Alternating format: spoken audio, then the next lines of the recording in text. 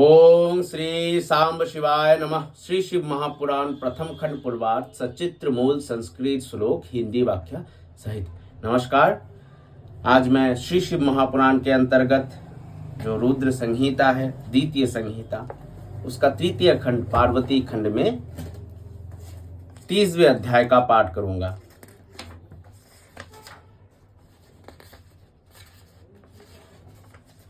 अथो त्रिशोऽध्याय, जहाँ पार्वती के पिता के घर में आने पर महामहोत्सव का होना, महादेव जी का नट रूप धारण कर वहाँ उपस्थित होना तथा अनेक लीलाएं दिखाना, शिव द्वारा पार्वती की याचना किंतु माता पिता के द्वारा मना करने पर अंतर्ध्यान हो जाना।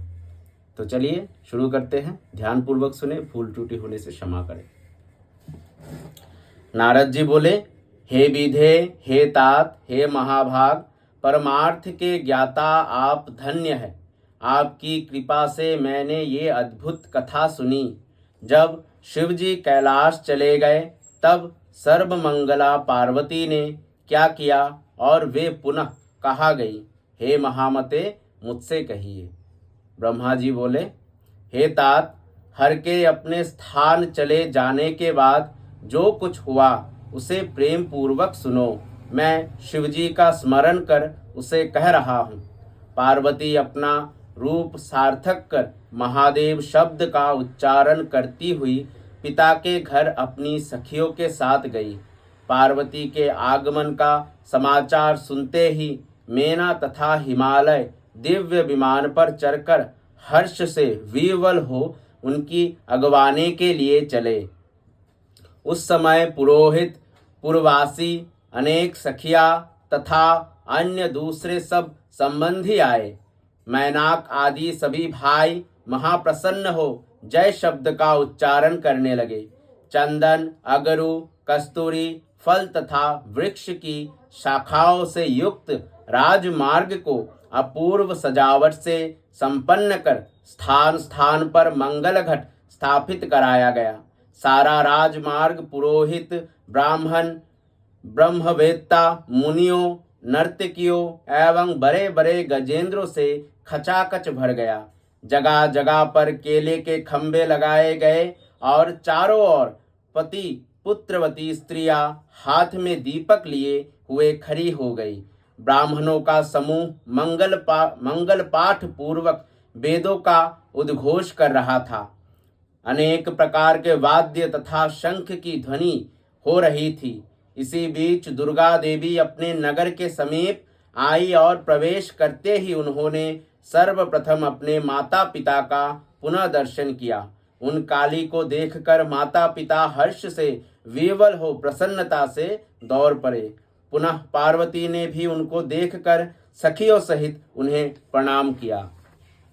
माता पिता ने आशीर्वाद देकर काली को अपनी गोद में ले लिया और हे वत्से इस प्रकार उच्चारण कर स्नेह से विह्वल हो रोने लगे।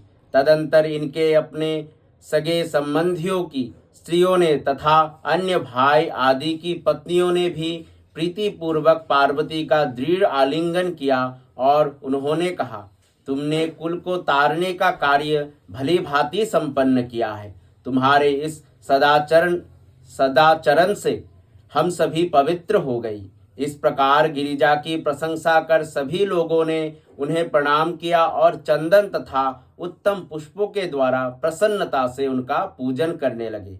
उसी समय विमान में बैठे हुए देवगण भी आकाश से फूलों की वर्षा करने लगे और पार्वती को नमस्कार कर स्तोत्रों से उनकी स्तुति करने लगे। उसके बाद ब्राह्मण आदि प्रसन्नता पूर्वक अनेक प्रकार की शोभा से सुसज्जित रथ में पार्वती को बैठाकर नगर में ले गए और ब्राह्मण, पुरोहित, स्त्रियों तथा सखियों ने बड़े प्रेम के साथ आदर पूर्वक उनका घर में प्रवेश कराया।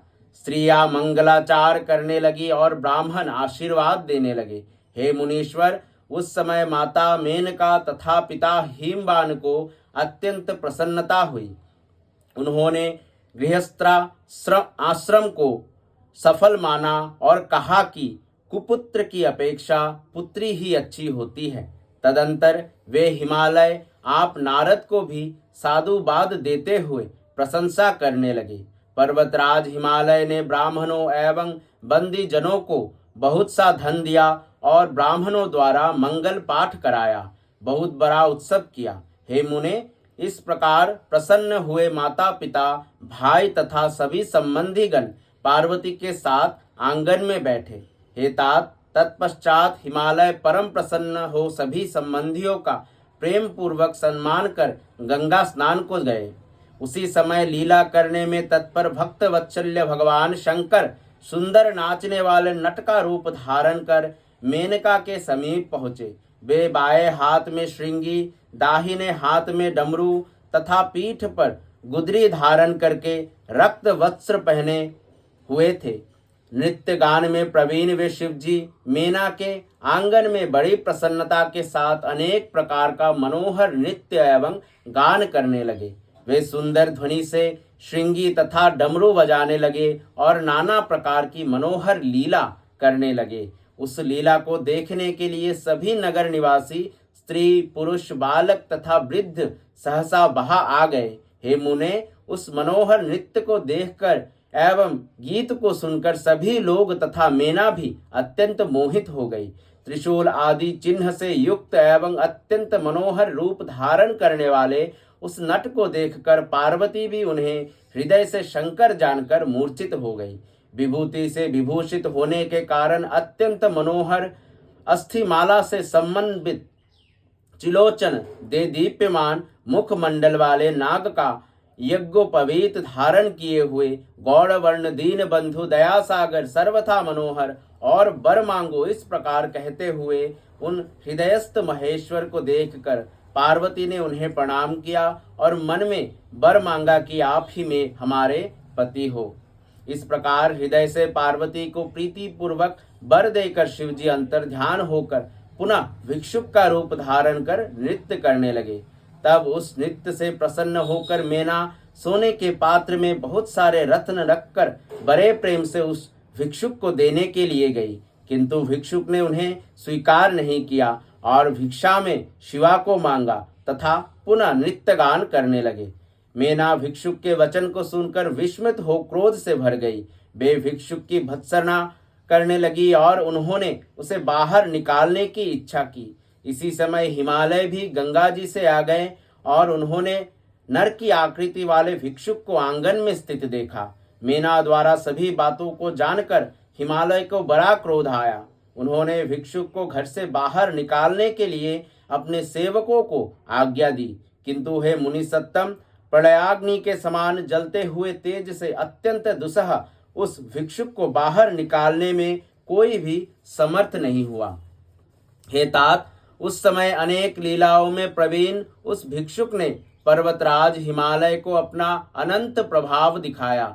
हिमालय ने देखा कि वो भिक्षुक तक्षण, किरीट, कुंडल, पीतांबर तथा चतुर्भुज रूप धारण कर विष्णु के स्वरूप में हो गया है। विष्णु पूजा के लिए उन्होंने जो जो पुष्पादि अर्पण किए थे वो सभी पूजोपहार की सामग्री विष्णु रूपधारी इन भिक्षुक के सिर एवं गले में पड़ी हुई उन्होंने देखी। तत्पश्चात गिरिराज ने देखा कि उस भिक्षुक ने रक्त वर्ण होकर वेदों के युक्त सूक्त उच्चारण करते हुए चतुर्भुज जगत सृष्टा ब्रह्मा का रूप धारण कर लिया।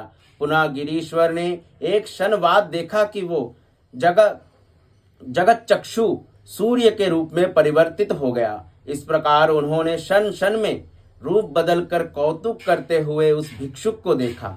हे तात, तत्पश्चात हिमालय ने देखा कि वो भिक्षुक अद्भुत रूप धारण किए हुए रुद्र हो गया है, जो पार्वती सहित परम मनोहर अपने तेज से प्रकाशित हो रहा है।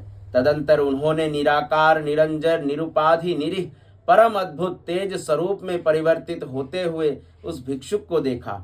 इस प्रकार जब हिमालय ने उस भिक्षुक के अनेक विस्मय कारक रूप देखे, तब वे आनंद युक्त होकर आश्चर्य में पड़ गए।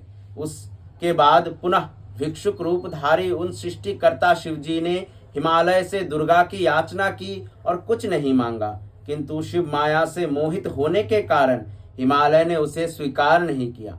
भिक्षुक ने भी और कुछ ग्रहण नहीं किया और वही अंतर ध्यान हो गया। तब मेना और शैलराज को ज्ञान हुआ कि प्रभु शंकर जी हम दोनों को वंचित कर अपने स्थान को चले गए। इस बात का विचार करके उन दोनों को दिव्य सर्वानंद प्रदायिनी तथा परम मोक्ष देने वाली पराभक्ति शिव जी में उत्पन्न हो गई। इसी प्रकार श्री शिव महापुराण के अंतर्गत द्वितीय रुद्र संहिता के तृतीय पार्वती खंड में पार्वती प्रत्यागमन महोत्सव वर्णन नामक 30वां अध्याय पूर्ण हुआ। धन्यवाद। आने वाले अध्याय यानी अथेको त्रिंशोध्याय जो कि शिव महापुराण के रुद्र संहिता के तृतीय खंड पार्वती खंड में 31वां अध्याय होने वाला है।